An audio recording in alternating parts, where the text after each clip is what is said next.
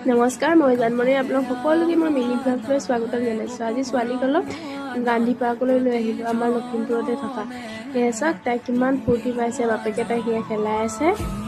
আৰু তাৰপিছত ময়ো তাইক অকণমান জোলনাখনত উঠাই দিলোঁ। তাই অকলে উঠিব নোৱাৰে এইখনত, সেইকাৰণে ময়ো উঠাই দিলোঁ। প্ৰথমতে তাই খুব হাঁহিছিলে, তাই ভয়ো কৰা নাই। এয়া দেখিছেনে?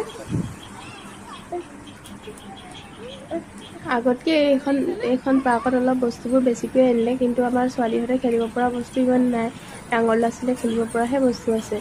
হ'লেও তাইৰ মনটো ভাল লাগক বুলি লৈ গ'লোঁ, আৰু তাই বহুত ফূৰ্তি কৰিলে।